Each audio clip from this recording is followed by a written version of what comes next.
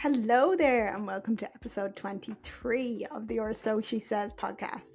If this is your first time here, hello and welcome. My name is Narissa Shea, and I am a mindset coach, personal trainer, nutritionist, sport and exercise psychology consultant, yoga instructor, Reiki practitioner, and a professional Irish dancer. So I have such an awesome episode lined up for today. Honestly, me and Ciara could have probably spoken for about 2 hours, but we did wrap it up around 1 hour. So we were like, we definitely have to do a part two. So I'm so excited for you to hear this episode today.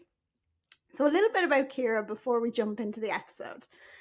Ciara Sexton is an internationally renowned Irish dancer, choreographer, and educator, recognised for her contributions to both the performance and teaching of Irish dance. Originally from Coventry, England, Ciara trained under Marion and Roisin Turley, becoming a 5-time world and All-Ireland champion. Now, you may know her from starring in such huge productions, such as lead dancer in Lord of the Dance, Riverdance, she was in Heartbeat at Home, among so many others. In 2019, she expanded her creative reach by directing, choreographing, and starring in Fáinne Ór, which debuted in Ireland and then later made its way to Broadway. Beyond the stage, Ciara is a dedicated dance educator. She has lectured at the Irish World Academy at the University of Limerick, instructing both undergraduate and master's students. She also teaches competitive Irish dance at Scully New Lawn in Limerick and continues to mentor the next generation of Irish dancers worldwide. In addition to her work in dance, Ciara is now an author. Her debut children's book, My First Book of Irish Dance, is available on Amazon now, and I have linked it below. This book is designed for young children, and the book introduces key elements of Irish dance through simple words and engaging illustrations. She is a proud mother to 3 young boys, Ree, Cualan, and Cuan, balancing her family life with her creative and professional endeavours. This is such a good episode. And actually, I usually cut out the start of the episodes and we just go into like where we actually start asking the questions. But me and her just straight away started talking about some absolutely golden stuff. So I decided to keep that in at the very start. If you like this episode, please follow the show, rate the show, leave it a little review if you're on Apple Podcasts, or if you're on Spotify. It'd be great if you could give it a star rating. And more importantly, please share it with your friends, share it with your family, share it on your social media if you called to do so. And without further ado, here we go. Episode 23 of the Or So She Says podcast. Hello! Good morning. How's it going? How are you, my dear? I'm like, get this phone on airplane mode now because I applied for some car insurance earlier and I was like, watch this now. They'll ring as soon as I start the podcast. 9 o'clock. It's a guaranteed. Oh my goodness. How are you? I am good, girl. I am good. I've already hit record because I always have this fear that I'm not going to hit record and then do the whole conversation. And I'm like, oh my gosh, I didn't record it. I got way too into it. I know. How are you feeling? I am good. I'm not too bad. I'm on like the cusp of the 3rd trimester now, so I'm definitely starting to notice the tiredness coming in. But other than that, I'm not too bad. I can't complain. It's like, it's one of them things on paper, you'd be like, oh, that was like quite an easy pregnancy. But when it's the first, you don't know what to expect. Like everything is terrifying. I feel exactly the same way. You just don't know what to expect to you. And then sometimes when you share it, especially with a mum or someone who's been through it before, they're kind of like, oh yeah, you'll be fine. And you're like, hold on, terrified, no idea what's going on. You're like, is this normal? And you're like talking to your friends and they're like, oh yeah, that's totally normal. And I'm like, why does no one talk about this? I was like, because this is really weird. And I'm like, what is my body doing? Growing humans and organs and the likes. I was like, minor details. It's so insane and it happens every day. I get it all over the world, but when it happens to you, it's your experience and it's so authentic and it's so special and strange and ethereal in a way. And you just you should write a journal really about what you feel is going on, because it'd be really nice to tell your child this is where your journey started. Oh, I love that idea actually. Because I was really good in the first trimester for like writing down everything because I really wanted to do a podcast. And then, when you start feeling a little bit better in the second trimester, you're kind of just excited to get back to doing a little bit of stuff. So I kind of have like random timestamps in my head of weird things that went on. And I was like, I must write this down. I need to remember this. Because everyone says the minute you have the baby, it's like, boom, you forget everything. It is true. Although it's frustrating to hear that now at where you're at, because it's all consuming, right? But then you have it and Yeah. you're so consumed with the next part. That part, there's no reflection. None. No, it's mad. It's mad. And you're just expected to snap into all these new roles and just get on with it. And also still do life along with it. You're just like, and your entire brain chemistry is changing all the time as well. And you're just expected to kind of, keep going, keep trucking on, do what you do. And you're just like, your entire perspective on things changes. And you're like, wait, what am I doing? What is life? Hormones are crazy. I read somewhere that it takes 2 years to get back to feeling like yourself, whatever that means, because you're Yeah. changed forever. So I don't like, even your relationship changes with your partner, your husband, whoever you're journeying into this with. Every single thing about your life changes. Like nothing was as it was before. So when I read that, oh yeah, it takes 2 years. I'm like, but can I be that other person? Can I still be? Where do I fit? How do I move forward? So there's a lot of that once you've had the baby, and it's all great, but it's all very interesting to be in that headspace and that mindset, and just try to frame your thoughts, feelings, and emotions, and then go, right, okay, so somehow I have to be Narissa still, but kind of 2.0 with a child, still do all the things that I really want to do because they're my interests, and then I'll just try and move forward, and it's all kind of like shaky. And meanwhile, it's just like, oh, but like people do this every day, so just get on with it. And you're just like, okay, I'm fine. I'm Fine. But them words, it's just like, I'm fine, I'm fine, I'm fine. And I'm like, it's like the most powerful thing you ever ask someone is like, how are you? And they say I'm fine. And you're like, no, but how are you really? And then they're like floodgates. And you're just like, yes, that is what you want. The powerful meaning. Yeah. Anyway, we've totally gone off on a tangent straight away off the bat. Love that. I love the energy at the start of podcasts. It's always so random. But I am going to backtrack it right to the start because I've so many people message me, dancers that can't wait to hear this, but also like half my audience would be like people, fitness, weight loss, all these things. And then I was like, right, I love asking people, tell me about your backstory. People either love this question or hate it because I'm like, if you want to take 25 minutes telling your whole story, I am all ears because no matter how much I think I know a guest coming on, when they tell me their full story, I'm always like, oh, I never knew that. I love that. So as detailed as you want, my dear. Honestly, I don't really have a backstory. I don't know. I still feel like I'm 21. So I have been dancing since I was 3, which is too many years than I care to actually say out loud. Both of my sisters danced, so it just made sense for me to go to lessons with them. Did I really want to go at the beginning? No. What 3-year-old really wants to be in that environment where they're told what to do and told to stand in the line? But at some point, I ended up absolutely loving it.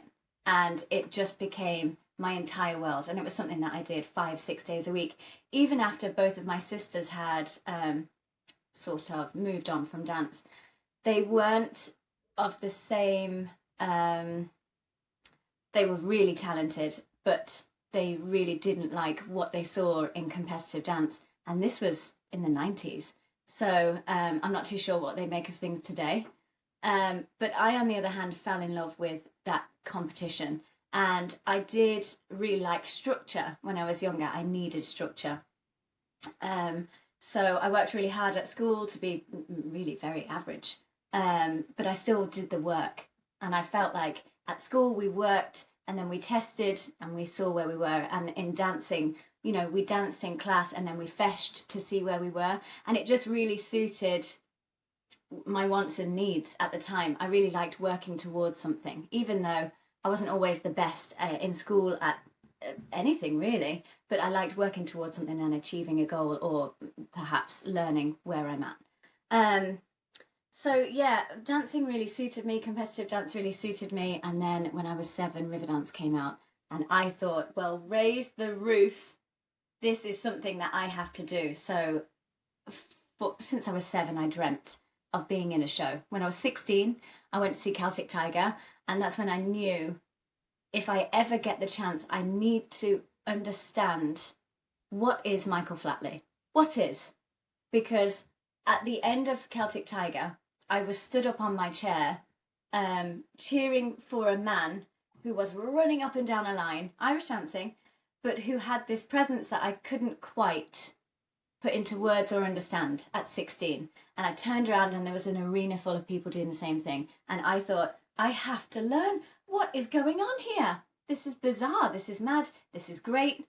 It's the Michael Flatley effect. I have to learn from him. So in order to do all of those things that I wanted to do, I thought I needed a degree in drama. I didn't quite need it. And I figured that after I went to university.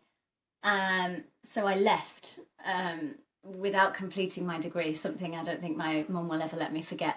However, I'll get back to that. And I applied to go into Lord of the Dance and Riverdance. Back in the day, it was kind of an email application, unless there was a live audition, and they didn't come around too often. So I applied via email. Lord of the Dance took me straight away. Riverdance said no. I couldn't believe that I just sent an email with a really inflated resume, because I didn't really have any experience. Really inflated, big font. I made something out of nothing with every line. I danced in everywhere according to this resume, and then I really had to try and live up to it when I got there. But I knew I had to learn. I knew I had loads to learn, and I wanted to learn. So I think that I went into a show on the right foot, because I really wanted to prove myself. And although I was quite shaky at the beginning, will I stay, will I go? It's very different to what I had expected. I ended up loving it. So I stayed in touring dancing for 15 years, and I eventually got to work for Riverdance, which I absolutely loved. And then I met my husband, somewhere in the middle. So he is an Irish dance adjudicator, and he is a teacher.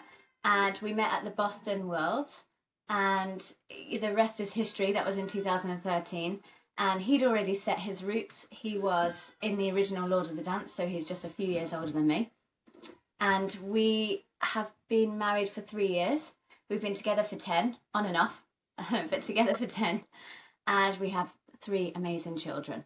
Oh, Ciara, it's like literally just, them stories that you read, like them little love stories and everything. Like, someone's going to make a movie of it one day. They have to, they actually have to. It's just such a beautiful story. And I think there's something really special about when people meet on tour as well, and then it lasts as well, which is always like the big hurdle for people, because it's great when you're touring together, but then sometimes it happens you're touring on different tours and it can be hard, and time differences. So I love when I end up seeing dancers and musicians, they end up getting married, and I'm just like, oh, it's so beautiful.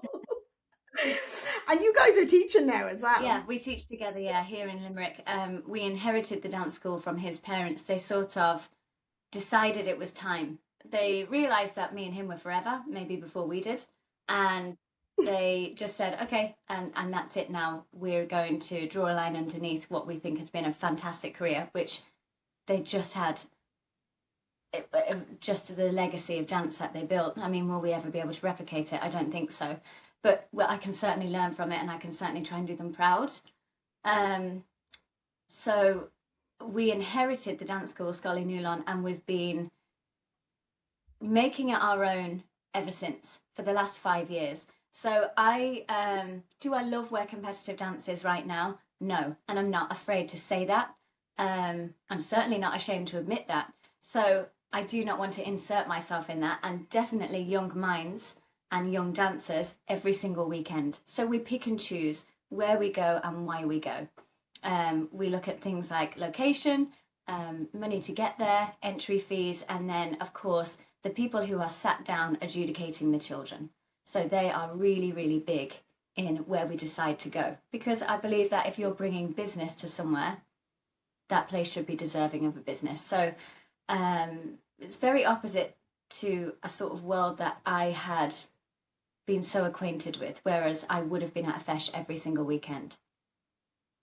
But like I said, we're making it our own. We're carving our own way in dance, and it's really nice to have a different school. We have 9 locations, we have lots and lots of great dancers, we have an incredible senior team who are just, the life and soul of every event that we put on, every dance out that we go to. I'm just so lucky to have them because they're friends. They are sometimes student teachers, when the class is so full. And they're just wonderful examples to the next generation. So we are learning as we go, and it's not always straightforward, as I said before, but we're really happy. And it's been a while since I was very happy teaching. So we're really happy to be in this position, in this mindset, in this frame of mind. And that all translates to the children. So if your teachers are happy, you're naturally going to be happier in that environment. Yeah. And I think like the most important thing that you have done, and it can be really, really hard, especially in systems that can be quite rigid. And I do think Irish dance is a very, very rigid kind of setup. And I will say that as well. And like I would have been the same as you. Growing up, I would have been at the feshes every weekend. But I see now, even though I'm not teaching, I'd sometimes help my old dancing teacher out. But I see people who I competed with their own schools and how they're doing it so different, but it's so beautiful to see. They're carving their own path, they're making their own way. They're like, no, you don't need to be at the feshes every weekend. And even that's such a bold statement, like, but you have to go with the times because the world is changing. So dance has to change as well. And the environment, I think, that the children are learning in and stuff now is just so much. Oh, I just love it. I love it. Even when I'm talking to like Montessori teachers and primary school teachers, and they're talking about implementing like yoga and breath work with their little 3 and 4 year old kids and all. And I was like, oh my God, this is just beautiful. And I love how dance is actually following this as well. But it takes people to stand up against the system that's been so rigid for so long. So I think the reason why you are so in love with it and passionate about it is because you're doing it your way. Yeah, and just being given that space, being allowed to do that, being your own boss, and you know, not having to answer to anyone else really helps. We sit down, we discuss what we want. No, we're not going there. This is why. I feel like, well, so far we've never had to explain to the school since the big discussion after COVID that we had, that we're not going to get into right now because I think we'll be here for the next 2 hours. The big discussion that we had with the school after COVID, since then, we haven't had to explain why, because they totally get it. It's just, we won't attend this one. We're not going to go there. We're not going to give them this custom. We don't need to be at this one. They just take it for what it is. And I feel like it's thanks to COVID and a few things that happened along the way that our mindset has shifted completely. So for us, it really works. We're not a part of this hamster wheel right now. I'm not saying we never will be again, but I'd like to see some more improvements before that happens. Yeah.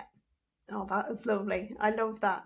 So, how did you segue into life coaching? Actually, I love this. I remember you put up your cert and you were just like, I'm an accredited life coach now. I love the path dancers take. Like, I always feel like no matter what path they're on, they're either tying dance into what they're doing or they're tying what they've just done back into dance. And I love seeing just all the different paths and how people decide to use that as a dancer, like, because I think once a dancer, always a dancer. It's just part of your identity. So I'd love to hear your journey with like into life coaching and what kind of swayed you into that.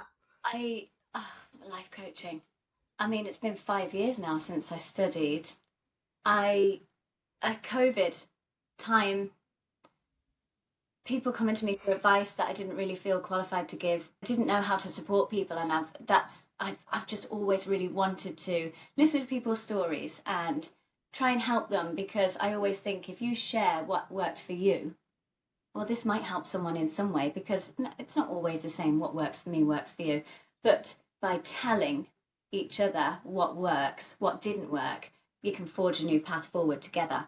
perhaps. And I was always really interested in those relationships, even when I was on tour, at the stage door, meeting young dancers, young artists, young creative minds, saying, well, we want to do this, this, and this. Well, you need to do this, this, and this. You know, if you want to be in the show, try this. This is what worked for me. This is what else worked for me.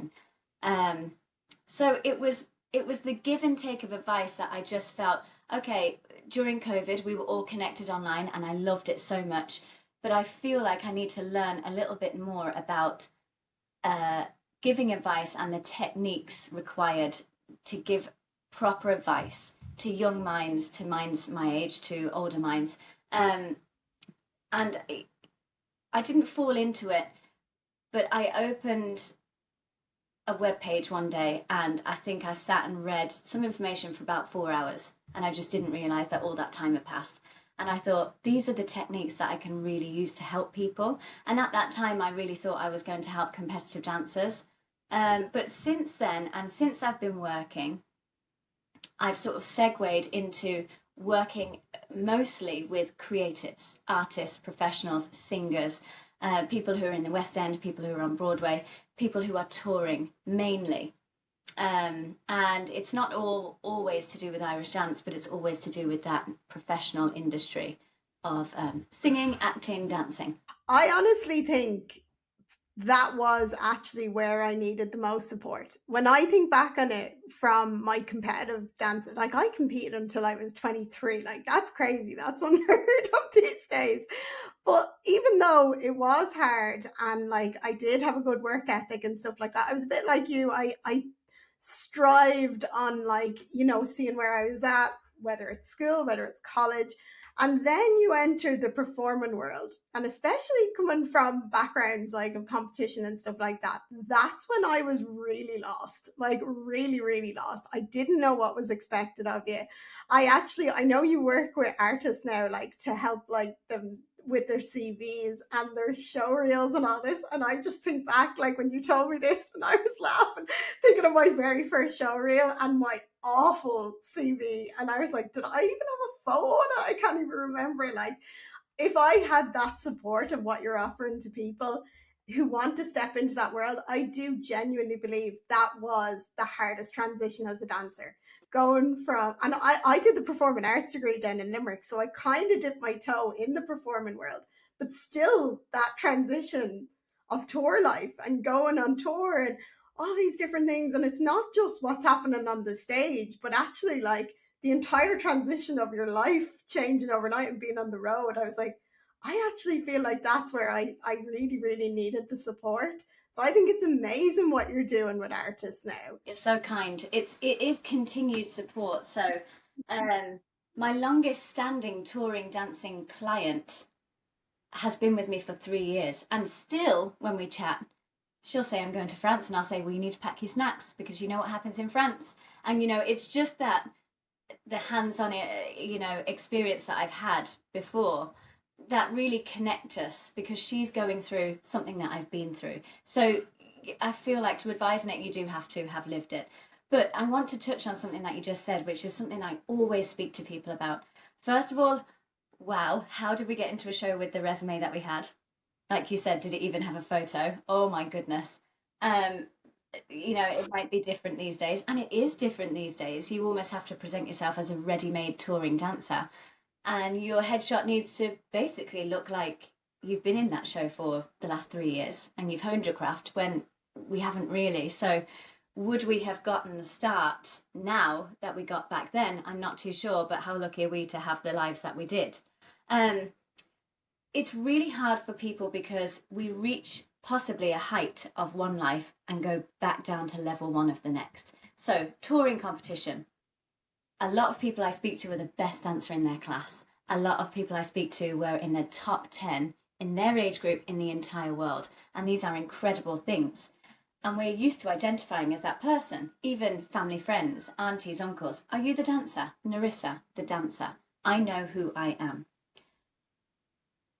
Level one, tour life. I'm a troupe dancer. I'm just in the door. I don't really know what's going on. I don't know how to navigate myself in this life. And then perhaps you work really hard as a troupe dancer. You become a lead dancer or a dance captain. You could become a production manager. And then you've decided that you would like to segue into another part of life. You would like to go and set some roots somewhere, possibly live in Dublin with your partner, possibly have children. Level 1 again. We're learning constantly, whereas the usual conventional way of life is people go to school, they go to college, and then they excel into a career that they stay in for 40, 50 years. So it's very hard not to compare ourselves to other people who are not in the industry and who are not artists or creatives. But I'm here to remind you, you've gotten to the top many times. I'll help you get to the top again. But level 1 doesn't mean failure. It doesn't mean you have to get to level 2 tomorrow. And it certainly doesn't mean that any background noise that you're hearing, whether it's someone else's voice or your own, especially at night, when the phone has been put down, it doesn't mean that you have to listen to those voices, because you are on a good path. It's never straightforward, never. But I'll help you. And I feel like the support is really what gets people through. And support comes in, many shapes and forms. It could be hopping on a Zoom or meeting someone for a cup of tea and just saying, I know where you feel you are right now. There's no way out, or up or down or sideways, but just stay with it, stick with it, keep doing what you're doing, and we're going to get there, and I'll help you, and I'll be at the end of the phone every day, and I'll support you through this. And if it's a voice note on WhatsApp, I'm there as well. And I feel like today, the dancers that will have toured around the same time as me, whether we toured together or not, whenever we meet, whether it's yourself, James Greenan, Jason O'Neill, Lauren Smith, these amazing figures in dance, they all feel exactly the same about their transition into real life. And I say real life because it's how it's referred to, when really it's setting roots, perhaps touring from transitioning from touring into that real life or a settled life. Whenever it's spoken about with any of my really great friends, there is always an element of, wouldn't it be great if someone was there? And I just thought, why can't I be that person? I always want to give help, advise to the best of my ability. That advice doesn't always hit home, but at least we've tried. At least we've tried this route. Now we're going to try the next route. And life coaching is about practical advice, practical skills to help us on our journey to wherever we want to go. So it just lined up, and I felt like I can really identify as this, a life coach. I understand. I'm not a mindset coach. I'm not a psychologist. I am a life coach who can help you in all walks of life. And that's really what I have loved doing now for the last 5 years. I love that, because you're talking about your own story. And I always think, like, the most powerful videos and content that we consume, most of the time it's people sharing their own stories and their own journeys. And I think when you're saying you're a life coach, but you're also tying this in, okay, I'm a life coach who's worked as a dancer, and I have gone through all these transitions. And then you have these tools to actually implement, to be like, okay, but I actually know how to deliver this message in the strongest way possible. You're going through all these transitions yourself, and then you're seeing, oh, wow, everyone else is going through these as well, which segues perfectly, because I actually really wanted, my selfish reasons, really, really wanted this question. So I was like, I can't wait to ask this. So I was reading this that you wrote for the Irish Globe, and it was like, after a 15-year career as a professional Irish dancer, Ciara has navigated the transition from a touring dancer to a multifaceted artist. Now I don't identify as Ciara, the touring dancer, and that's really tough. So I know you have done this transition, and you now coach people through these transitions, which is amazing, because it is a really weird transition. And I think from my personal experience, it actually happened completely out of my control. And in a way, I think it was the universe telling me it was time to stop, because it was COVID actually that ended my career touring full time. But before that, I had a year where I just was really not enjoying what I was doing anymore. I had kind of a stream of not great contracts. I was getting injured all the time. I was made feel like so replaceable, like so replaceable. And I talk about this story so openly because I'm just so passionate about it. But I remember getting injured on one of the last tours I was on, And there's a way of dealing with people. And I remember the dance captain literally came down when I was on crutches, being told that I was going to be out for 6 to 8 weeks. And I was like, what do you even do? All I do is dance. Like, so even if I went home, I can't even work or do anything. And they just started saying in front of me, like, okay, we need a dancer to replace Narissa. Who have we got? Who can fly out straight away? And I remember just being like, I'm right here, like, and my entire, like, potentially 3 months of work is just gone. And I was like, you're just talking about me like I'm not here.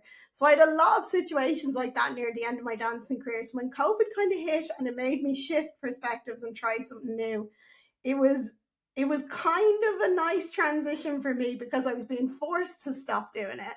But it made me question, was I actually enjoying it for a while either? And now I loved it. I toured for like over 10 years as well. And I would say 90% of that I had a ball. I loved it. Like, but near the end, it was starting to grate on me that I was feeling made feel so replaceable and that I was getting injured all the time. I didn't really know how to look after myself either. Like, it wasn't until I finished that I get into like nutrition and training and properly knowing how to like feel my body. But for me, the transition kind of, I was forced into it. But for others that have to just decide, is this my last tour? And by the way, I did go on like some short tours since then, had a ball. That was grand. They were only like a week or two. But to decide, oh, I'm actually going to finish doing this full time, like, I don't know how, or I would have actually managed to be like, I'm going to make this decision if I wasn't kind of forced into it. So I'd love to hear your story about this. I I don't know. I'm one of those people who would never. I've never had a last show. I've never had the big. That's it. This is the end. I didn't have one in Lord of the Dance. I danced. I knew I was never going to return. I knew that that email was going to be sent, and I sort of knew in Riverdance that I'd just given everything I could and gotten everything that I could. So, and that wasn't from that company, it was just from this career in general. So, you do know. I feel like you do know if you are allowed to know. Obviously, COVID was, I don't know, it affected so many people in so many ways. Um, I was waiting for opportunities, but I was also worried about creating them for myself. And I did notice that in my last year. And that could contribute to injury, that could contribute to your mindset and possibly not being present whilst on stage. So if you can't look after yourself, you can't look after the production. And I stand by that and always have. If the cast can't look after each other as well, the show's not going to be the best it should be. And you've got one job. And if you can't do that, you possibly need to move on, or you need to reset, or you need to take a break, or you just need to readjust and take stock of what's going on in your life, in your head. Um, there was no, I am done, because I started a different project. Unfortunately, my father passed. I went to England to sort of be with my family for a while. And before I knew it, COVID was upon us, and I was out of Riverdance maybe a year. And I just thought, oh gosh, that chapter has closed. And I didn't even realize that was happening. And I can't really remember the last time I danced my last show and all of that. So I was never one for putting like a full stop at the end of things. Because like you said, you never know when you'll be back on stage. Never know. Never know. I'm sure if they called me tomorrow, I'd be like, listen, give me a month. And I'll be there. I'd love to do it just one last time. Maybe about 16 bars, it would be great. But for everyone, it's so different. It's such a different journey, and understanding that and understanding how people are when they've made that decision. The the the main word people use is lonely. I'm lonely going into this next life. And everyone thinks that they need to set it all up whilst they're still on tour, instead of maybe taking a quiet moment and just deciding, I'm going to try this, this, and this. But because we're so used to being at the top of our game, we feel like the next phase, and the next start we have needs to be an instant success. And I'm here to tell them that it doesn't have to be, and it's okay. However, I do have these amazing conversations with Colin Dunn, who is the greatest dancer on planet Earth, and he'll be so cringing if he ever hears me say that, but I think I need to tell him more often. Um, he's just so knowledgeable. He's done everything I've always wanted to do, and he's done it before me. He's always there with advice. And he said something to me one day, and it will always stick with me, always. And he said, the most toxic thing someone can say to you is, so what's next? So what are you doing now? So. And I just think the power of those words from your family, from your extended family, from your friends, when you don't know who you are because you've finished identifying and I'm just figuring out. I mean, if you don't really have that script ready, I'm doing this, this, and this, and I'm going to find a way forward. It's a really hard question to answer. And like he said, it can be really toxic. So the mental health side of things, of transitioning into our next phase of life or into our next discovery, is really tough, and it needs to be looked at, especially by those bigger companies, which it is, starting to happen, which is great. But the mindset of the dancer on the road needs to be looked after from the very first show, from when they start representing your brand. Yeah, absolutely. Do you think, because I know I used to post this all the time because I was doing my thesis on it, and I know you used to always comment on it when I talk about perfectionism. And I remember doing my master's, and it was about perfectionism in elite adult Irish dancers. So a lot of it was to do with the motivational climate, like where they were learning and stuff like that, and how they were learning. But I definitely like saw a lot of crossovers and stuff that I was expecting to see in dance, and when they're talking about like the neurotic perfectionism. But you're talking about, like, I think dancers, they get to that top level, and I'm like, it's great if you can strive for excellence and not cripple yourself with perfectionism. If you can get to that level, and I think some of the best performers are, and they're okay with making mistakes.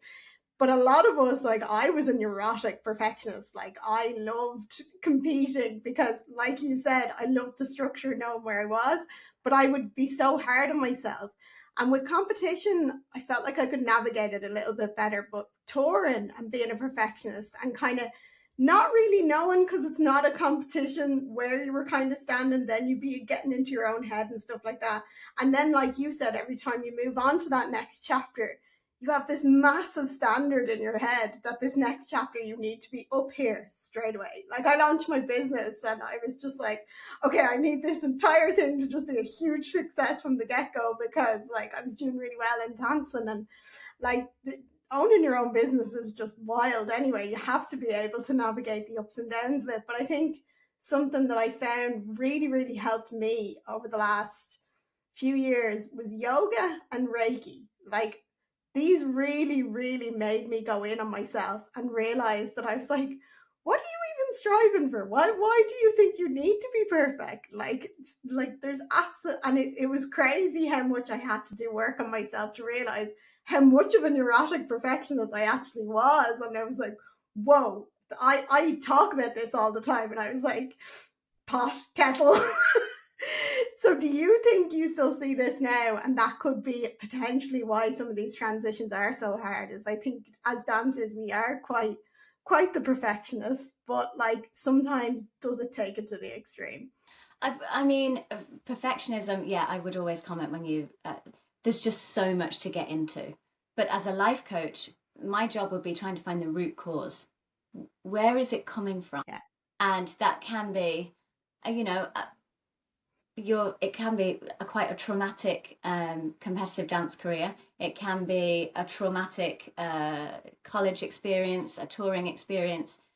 Understanding where it can be one comment that you got 10 years ago that you'll never forget, and you won't allow yourself to forget, because we need to do the work to draw a line underneath it and not forget it, but certainly use it for good instead of using it to pull you down. So it's, perfectionism, I feel like, is like a backpack on your back full of rocks.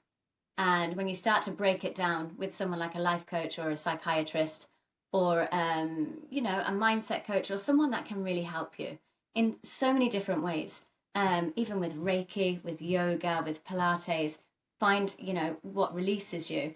That it gets lighter. You can take those rocks out yourself. But it's everyone that I've ever met who has brought up that subject, perfectionism. I'm a perfectionist. I've always found them to be so different because it's their predetermined ideal of what something should be.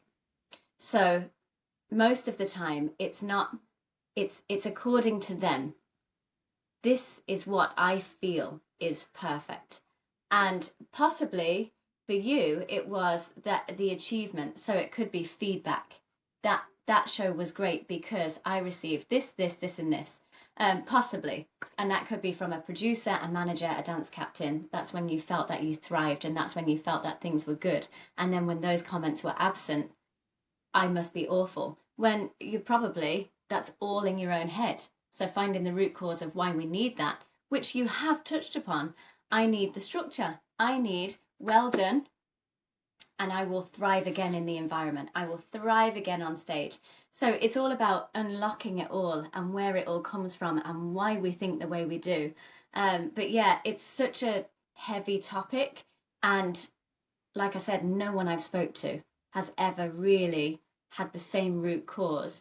You can chalk it down to a few things, but once you really get into it, it's a reason, like a comment, a person, a figure in your life, a parent, a brother or sister. There are so many reasons why we are and act the way we do. It's so interesting. We should do a whole podcast on it. Definitely. I love that. I love this topic because something I've noticed now over the last few years as well, I've been doing like workshops with some dancing schools, and I'd be talking to the dancing teachers and they'd be like, no, some of the girls are getting so bad now that they won't actually get up. They'll go to the competition and they won't get up and dance, right? And we were trying to get to the root of this because we were working on some mindset stuff. And I was asking them, do you watch a lot of TikTok videos? Because I'm always interested to be like, okay, are you using social media as a tool, or is it really, really hindering you? Because I was like, if you're looking at TikTok videos, be like, I really like that person's step, that little part of their step. I'd love to learn how to do that. And you have that growth mindset. It's great. But what I'm seeing a lot of younger dancers now these days is when I ask them this, they're like, yeah, I watch all the people who win my competitions and they just put up their new set dance or something. And I'm like, but you do realize you're looking at someone's finished product. And I was like, you're not looking at all the times they messed up, they missed things, they fell, all these things. They're not putting that online. And I think social media, it's amazing. Like, I think it's so amazing for what it can do. But I am noticing a lot of younger dancers, like, it is really crippling them when they start engaging just with their main competitors, and they're just seeing like these perfected set dances, to the point where like I'd be coaching some dancers and they'd be dancing their set dance and they'd be like three-quarters of the way through and absolutely stunning, and they miss one click and they just stop, and I'm like, what? And they're like, oh no, I missed that. And I'm like, that's one click. And they're like, I'm like, what's your perception here of one tiny mistake in the grand scheme of things? So like trying to work through that mindset with people, I just find it really interesting because I'm seeing that kind of traits of perfectionism, but how it's being influenced by social media and how it's actually impacting younger dancers, because we only had people we saw at the feshes. Like, that's the only time you saw them. Like, I don't even remember. I'm making us sound so old here, but I was like, I don't even remember up until like my real later years was their YouTube videos of the odd person dancing. Like, and now if I was watching dancers and you were just seeing all these world champions dancing their set dance out, it is intimidating, but it has actually gone. And I thought it was just maybe one or two, but I worked with a couple of different dancing schools, and all the teachers were saying this to me because they were like, can we do a lot more work on the mindset? Because they were like, I don't know what's going on with the dancers, but they literally, some of them are going to the fest, they won't dance, or they miss one click and they'll just completely stop. And I'm like, and you're trying to get to the root cause of that. I'm like, what's one click in the grand scheme of things? So have you noticed this with the younger dancers now, or? Yeah. Um, every single dancer that I've worked with worries uh, worries about the end of the day at the start of the day, okay? And they allow that worry to completely take over. And it's usually about the result. How will I feel? Where will I be? How will that affect tomorrow? How will it affect the next one? And it's so you have to start at the beginning then with those raw exercises. We can talk through it. We can also set some really good exercises to understand why we think the way we do. So I've done a video about this before. Have you ever walked into a fesh? This could be anyone, but you as well, Narissa. Have you ever walked into a fesh and thought, okay, music's too fast, um, the stage looks really slippy, I've forgotten my favourite shorts, and I don't have my diamante socks, so today's not going to be a good day. Just walk through the door. That's just your brain, Yeah. that's fight or flight. And now we know how to frame that, but someone else can walk in and throw away their entire day based off things that they're ultimately making up. Music is the same speed it always is. The stage you've danced on before. Yes, you've forgotten your socks, but don't worry. Let's go and buy some more. So the rational thinking goes out of the window when you're so worried about a result, when you're so worried about something not coming together as it should. When you think back to your competitive days and when you think back to your touring days and when you look at life as a dancer, the most incredible thing about dancing is that we're all human. So we do fall and we do slip, but it's not what we do, it's how we deal with it. I fell so many times in river dance. At one point, I fell from the top of the stairs to the bottom as the lead, just straight down. Okay. And yeah, it was really tough, but I got up and I did a routine afterwards. It's all about how you navigate, how you deal with what's going on and what's happening to you. And humans, dancers are human. So we will fall, we will slip, we will worry. But it's the perception that what you're going through, you're in it alone, that I feel really isolates dancers who want to achieve that premium level of dance. They feel like people who they see on TikTok don't have the same worries or issues. They don't um, they don't sit down and scroll TikTok at night. Of course they do. If they're on it, if they're posting, they're definitely scrolling. And it's just sometimes breaking that down to bite-sized nuggets of information of aha moments to young minds, especially teenagers, that helps them realize they're really not alone. You are not alone in your way of thinking, and you never will be. But what I encourage them most is that relationship with their teacher, because 9 times out of 10 they feel like they can't go to them with this kind of problem, because it's not specifically about a step and it's not specifically about stamina, it's about mindset work. And the teachers, the dancers need to be reminded that the teachers were dancers first. Your teacher has been through this, okay? Yes, it was 10, 15, 20 years ago, same situation. So that encouragement of that relationship, not from the teacher side, always from the student side, to approach, to open up, will be where I start. And yeah, it's a tough thing. And it usually takes about 6 to 8 weeks. But it can be done. But I am seeing it more and more, just like you are. Yeah.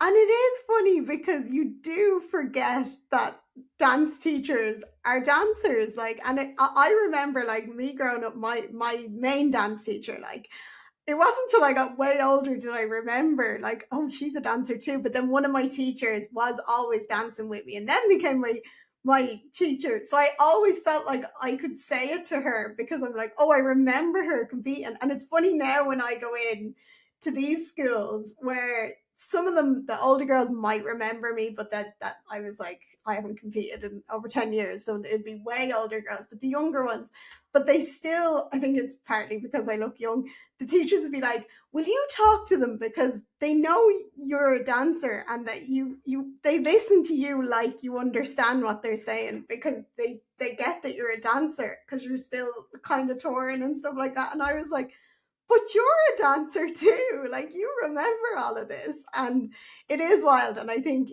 having that open relationship is so important. And I think reminding yourself that not only is your dancing teacher also a dancer, they're also a human as well. Like, and anyone that you go to and you share how you're feeling and you're open and honest with them, most people will surprise you with the compassion they come back with when you're open and honest. But I know for a fact what I used to do. I used to bottle it up and I'd go to class and I'd do the class and I might have a million things going on. And I actually never told my dancing teacher, you know, I might be really, really struggling with college that week.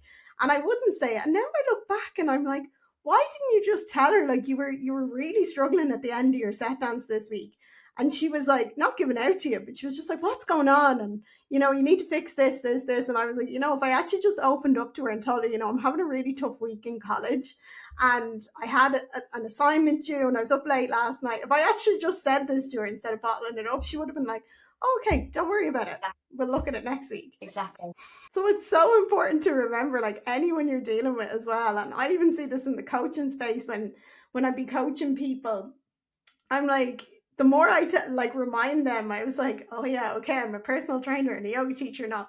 I was like, I'm also human. Like all these things you struggle with, I also struggle with them. I was like, we all are human. I was like, and I think the more people are reminded of that, the more they feel like they can be open and honest with people as well. And I definitely think you're right. That is the start. Because even when I'm coaching clients at the start, when they're filling in like their check-in forms, I'd be asking about, oh, what are your goals for this week? And it's all like training, nutrition kind of things. And after working together for a couple of weeks, I'd be like, what were your wins this week? And they were just like, oh, me and my partner actually went out for a lovely dinner and blah, blah, blah. And they open up because they're like, she's human, you know, and it's all linked. And I'm like the same as dance. I was like, yes, dancing is where you go and you practice. I was like, but also, does your life not impact dancing? Does dancing not impact your life? I was like, if you're having trouble in school or you're having a breakup with your boyfriend, like that's going to affect it. So I was like, the more you can see it as a more holistic thing and let your teachers know if you have stuff going on, I was like, they're going to be more compassionate to you as well. And you're going to be like, oh, wow, a problem shared. There's so much research and science behind meeting someone, and the first person to make the other person laugh makes the other person open up. But it's also the same with the first person to share a problem opens the other person up. There's so much in connection, and you know we see less and less of it today, obviously, and that's not due to social media. I mean, it's due to having a phone in our pocket, a phone in our hand, a device attached to us. But you know, I don't think it's social media. I think that before we had phones, we had books, we had newspapers, we had Walkmans. There was still a disconnect. So there is a fight in humanity to have your own space, but to also be open, recognized, and wanted. And that's, you know, we're still studying it. It's incredible. And will we ever understand it? I'm not too sure because everyone's so different. But like you said, problem shared, problem halved. And there is a sort of level that we can all meet on of just being human. Yeah. That's with everything though. And I always say this to people. I'm like, no matter what, even like when people are just like, oh, and that guy in the traffic, and this is completely segueing. And I was like, but the more you can treat that other person, like, you don't know where that person is rushing to. Okay, they're being a bit aggressive in the traffic. Like, I'm not brushing off on that. I was like, maybe they're rushing because someone's in hospital and stuff. And the more we can kind of implement that and see everyone else as human, even if they are really, really annoying. I always say this to people. I'm like, it's all about the reframe. I was like, the more you can reframe things in your life, then you start realizing that things aren't happening to you. Well, they're happening around you, and actually all you can control is your response. And I was like, but with what comes with that is seeing everyone else as also being human. And they also have their own stuff going on, so it's not always about us. Like, so I think that's important in dance. It's also important in life, and it's so funny the lessons you learn all through, exactly like what you said. You just enter a new sphere, but it's the same lessons all the time. Like, it's quite beautiful as well. It is. It But really my favorite thing I'm going to ask about now is, Ciara, your book. You just wrote a book. You just went to number one on Amazon. Like, please tell me, all about this, like the creative process, what inspired it. Oh I God. want to hear everything. Like, This is the part where I talk for ages, but I'm going to really try and whittle it down. Okay, so I had my twins 16 months ago, and I started to think about how I was going to introduce them into dance instead of plonking them in a dance lesson. I just sit there like two little potatoes. I've got three children under three, and I didn't want to force them into an environment. I didn't want them to be in an environment where they were just looking at me, mummy, who was out of reach because I was teaching, or daddy, who was out of reach because we were teaching. And I thought, how can I introduce it? So I came up with a book. I was looking at children's books in general, and there is a introduction to GAA, an introduction to Irish language. There was no introduction to Irish dance, and there are Irish dance books out there, and they are fantastic. There are some brilliant ones that I've read. I've done the legwork, okay? Especially by an author called Leona Ford. She's doing great things. Her writing is fantastic. But there was nothing for my children's age range. And I just thought, I wonder if I could put something together, which then I quickly dismissed because how could I do that, you know? And I've got this notepad that I keep all my ideas in. And out of 10, I might attempt one of those ideas. And out of one, I mean, do we ever see the finished result? Not always. But I attended Colin Dunn's Development Week at Dance Limerick, and I messaged the group the other day, and I just said, I've released my first children's book, and it is a direct result of this week. You have all, and Colin included, but the participants inspired me, propelled me to move forward with this idea, and I dared to share it with one of them, who happens to be a really good friend, and he's so inspiring, James Green. And when I said, you know, I've half sort of put together a children's book and I'm going to finish it, and I think I'm going to finish it for Christmas, he said, oh my goodness, you have to do this, you have to go for it. And he didn't belittle me or make me feel like a children's book wasn't something that he was interested in because he didn't have kids. He absolutely built me up to where I needed to be to move forward. And that's, you know, the same as every other participant in that week. It was so inspiring, uplifting. I got so much from it. I wrote down 50 more ideas, and we'll see if they ever come to fruition in the future. But it was attending a week like that so many people want to be a part of, that I didn't take for granted for 1 second. I knew I wasn't in a space, mind, but especially my body after having twins. It's taken me just over a year to lose 3 stone. I wasn't in the body to be making dance, which is something I love to do. And we all love to do, and we all love to dance. So I thought, I'm going to move forward with this. It's dance related. I feel fulfilled. I'm, you know, working on my passion. I'm going to do this. And I did. And I then absolutely, my imposter syndrome just went into overdrive, and it was meant to be launched at Christmas, and I just couldn't do it. I couldn't press publish. I couldn't do it. And then I added 5 more pages, and then I thought maybe I need to make this into a 100-page book. And then my husband said, but what baby reads 100 pages? You need to calm yourself. So I still have those thoughts, feelings, and emotions. My imposter syndrome still gets the better of me. And I shelved it for a while. And then I just thought, St. Patrick's Day, I'm so busy anyway. If I press publish, I won't look at my phone for the rest of the day. And I didn't. So it was perfect for me. It feels like people are saying, you know, it's the perfect day for to release a book. And I was like, well, I've tried like 3 other times, so it's now or never. And I think, you know, my family was sick of me talking about it and not really doing anything about it. So I had a product. Are you going to show it to anyone? No? What are you going to do? What's next? So I released it, and then the next day, it was #1 for children's books in dance on Amazon. And I sat in my kitchen and cried and cried and cried. And I just couldn't believe that it had gotten the reception. Like, when we make a show, do we believe anyone's going to come and watch it? No. When we release a product, do we think anyone's going to buy it? No. So we're still so surprised when these things happen. And I was absolutely floored by the reception. And it just goes to show that by pressing publish, by releasing it, I have done the right thing, because there is a market for it. And so I just needed to keep listening to my inner self and to those people who were so encouraging, because sometimes you can ignore all of them.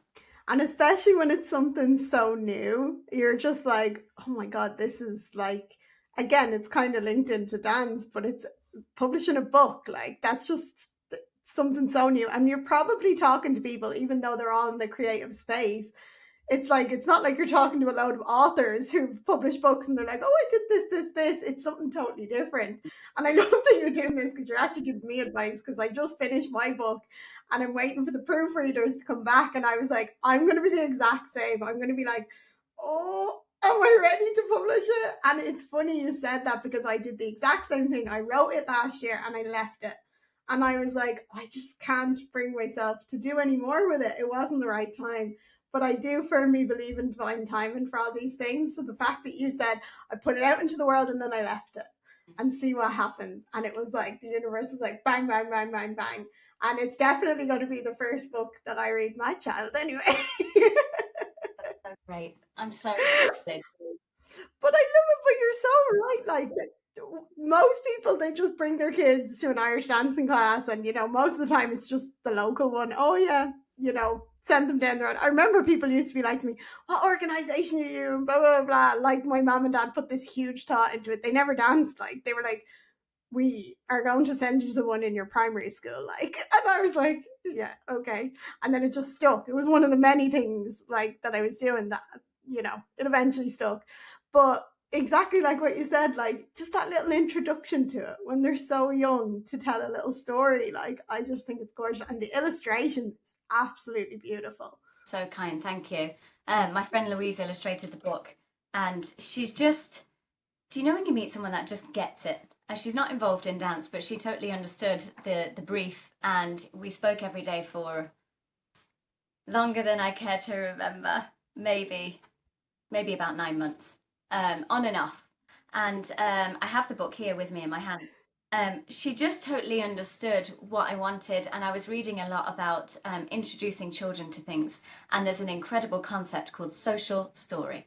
Now, I don't know if you know about this, Narissa, but social storying to a child is basically explaining something in detail before they experience it. So, okay, today we're going to go on our very first train ride, and guess what we need to do? We need to go to the train station and we need to buy some tickets. And then once we've got our ticket, we might have time for a lovely cup of hot chocolate. And then we'll wait for the train to arrive, and guess who drives the train? The train conductor. And we might see him and we might not, and he might be at the front of the train. And so it's a big explanation of what a child is about to experience for the first time. And I thought that would be so good for a child going into a dance environment. So that's why I have such simple illustrations of, what are these? These are light shoes. Now, these are purchased at lots of different places around the world. And so if you can explain it to your child before they're put into this environment, which, let's face it, is a massive sensory overload of music and noise and chatter and friendships that are already established, well, then they might not feel so alone and things might not be such a culture shock. So I have included things like poodle socks, and I have explained, down the line, why we might get a certificate and why we might have a trophy. And I even go into those 4 basic grade dances, real. And then I do have the Irish words that go with it. And that's because I live in Ireland now and I need to teach my children, let's face it.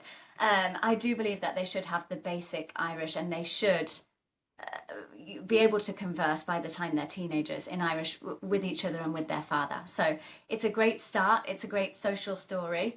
And hopefully there'll be another one in about a year's time. Oh, Ciara, that's amazing. If I say it now, then I'm going to commit. If I've shared it, then that's it. I've put it out there. And, I do have plans for the next one, but I haven't really moved forward with it yet because I feel like I'm just digesting what's happening right now with this one. Enjoy this process of it though as well. Like, it's just it's so magical. And you're right. And I actually never really thought of that. Like, I was similar to you. I started dancing when I was 3, and I think I lasted like a couple of weeks, and I actually was just like, I don't want to go back anymore. And it was my dancing teacher's mom made my dancing teacher call my mom and be like, get her back, she's going to be a good dancer. And I remember being like to my mom, I don't want to go back, it's so loud and there's so and like, in fairness, like, you have to remember Irish dancing music, unless like the kids were brought up with it in a family like that would know it, you're walking in there and come on now, Irish dancing teachers, we don't ever have the music on. No, it's blaring, like, and it's so jarring. So kids can be like, because my friend, she actually sent her kid to an Irish dancing class, and then the kid was like, I don't really want to go back. And exactly like what you said, having that little introduction for them is such a beautiful way to kind of dip their toe into it in like a comforting environment, and then slowly just start playing real music. Oh, but Ciara, that's amazing. Like, you should be so proud of yourself. And I think as kind of in this creative space, every time, like what you said, this actually is a lovely way to finish it because it loops back to what you said at the start. Every time we go into that next, creative project or something we're doing, whatever we're doing, the imposter syndrome, like, it can be overwhelming. But every time we embark on these things and we just do it, we're like, oh my God, that's another thing. Like, I just did it. I was louder than the voice in my head and I just pressed the button. And then the pride that comes with that as well. Like, publishing a book, that's so cool. Like, mic drop there. You're so kind. I will say that where you're at right now, I really struggled with the proofreading, with sharing it with someone else. You will get through this. And it feels like you're in the middle of the mountain. So you're the same distance now from the bottom than the top. You'll get there. You are going to get to the top. You might need someone behind you, your partner, your best friend, to just push that bum up. But you'll get there, and lean on others, and share how you're feeling, and you just make sure that you understand first and foremost that you're not alone. Yeah. Yeah. It's funny because actually what's pushing me to do it quicker now and just not think about it as much is I literally am like, no, like, you're having a baby in June, like, you have no choice. Like, if you want this out to the world, which I want it like ASAP, I'm like, no, I don't want this to go on another year till next year.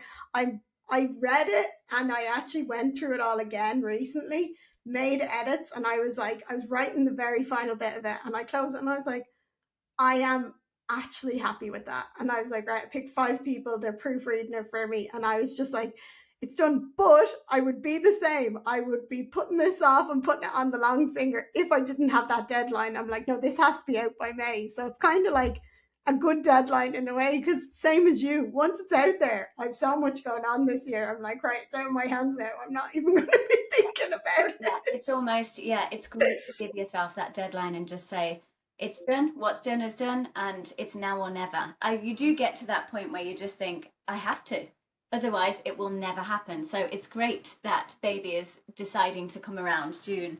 It's great to have that to work towards, and it's just great to say, and I've got something bigger happening in my life that's possibly going to take my attention as well. So it minimizes the imposter syndrome, because it minimizes the risk of what you think or what you frame failure as.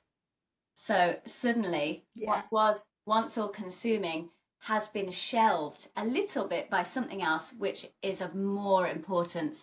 And it just makes that risk reward a little bit less, but it also makes that failure or the feeling of what if just a little bit smaller. And then it propels us forward, which is exactly what happened to me. St. Patrick's Day, too busy doing everything else. I'm going to publish it and I'll forget about it. So yeah, I'm sure that's how it's going to go for you. And I know it will be a massive success. Oh, thank you. And come here, just for anyone, where can they get your book now? They can get it. I will link everything below in the show notes. Woo! Go on. I was going to say Amazon is great. It's made it very, very like accessible for people to publish books now. I did not know that until recently. I was like, wow, they have a great thing set up there. I approached a load of publishers. Not one person was interested in it, but it only made me more determined. So I thought, I'm going to put it on Amazon. I'm going to make it affordable. It's a children's book. It needs to be accessible for all. This is what needs to happen. And that's the only reason, really. I did try every single publishing house in Ireland. No, but I was the same. I was sending mine out to agents and I was like, no, no, no. And then I read it, kind of made me a bit like, oh, and I think that's why I put it away for a while. But then when I actually read it back, I was like, no, this is really fucking good. I was like, do you know what? I don't have time to wait for an agent now. I'm just going to self publish. And a lot of my friends were like, Mercy, do you realize most people self publishing now? They go and self publish and then they end up getting approached because they're like, the people are, oh, I'm so sorry. We didn't realize that that was actually a fantastic idea. And you're sitting there going, I approached you before. The tables have turned. Oh, Ciara, that was amazing. Thank you. Thank you so much. This has been so lovely. It's been such a great hour to spend. I literally looked at the time there and realized it's been an hour and 10 minutes. And I was like, oh my God, I could literally talk to you all day. We're going to have to do a part two. For anyone that doesn't follow you, where can they find you? What's the best way to get in touch with you or find you online? I will link everything I'm below. on Instagram. I'm on TikTok, but not very often. I have to get a very wonderful young dancer to help me because do I understand it? Absolutely not. But I'm on Instagram and I'm on Facebook with the oldies, and I can be found at ciarasextondance@gmail.com, and I will always answer any message and every message. Oh, Ciara, seriously, like, I know you have your hands in a million pots. Like, today I was just like, how do I narrow this down to like 5 questions? Because I was like, she literally does everything, but you're doing amazing stuff in the world. Like, literally everything you're doing, whether it's teaching, whether it's coaching, whether it's writing books, you're inspiring so many people. And as someone who used to literally like watch your videos on YouTube over and over and over again, it's like it's been an absolute pleasure to have you on the podcast. Thank you so much. I'm so privileged to be a guest. You're so great. Oh, thank you, my dear. Well, have a lovely weekend. And yeah, I can't wait to read your book now. Thank you so much. I'll pop one in the post, Narissa, okay? Oh, I'm so excited. That's going to be the baby's first book as well. So it's going to go up in the nursery straight away. Oh, okay. Thank you so much. Have a lovely weekend, my dear. And thank you again. Thanks, Narissa. Bye. Bye. So I hope you enjoyed that episode as much as I enjoyed recording it, because I don't often listen to episodes twice when I'm actually editing them, but this was just so good. And this is really, really an episode that not only do I wish I was kind of listening to as a dancer entering into the performing world, but also even like when we discuss the transition and stuff like that, from competitive dancer to performing dancer, from performing dancer to trying to navigate life off the stage. Like, there's so many golden nuggets in this, and I really, really hope you enjoyed it. If you like the show, as I said at the start, please give the show a follow, rate the show, give it a review if you're on Apple Podcasts, or if you're on Spotify, if you could give it a star rating. And please, please, please share it with your friends, share it with your family, share it on your stories, and do feel free to tag us, because I love when people actually tag me so I know who's listening to it, because when I look at the analytics of the show, it just tells me numbers, doesn't tell me people. So I love seeing who's actually listening. And anything we discussed in the show, I have linked everything below. And yeah, stay tuned. So Ciara is now an author. Her book is out on Amazon, and we were actually chatting after we finished recording as well. And I was saying I'm literally sending my own book for production now in the next 2 weeks. So yeah, keep an eye out for that one too. So have a fantastic day. And once again, thank you for listening.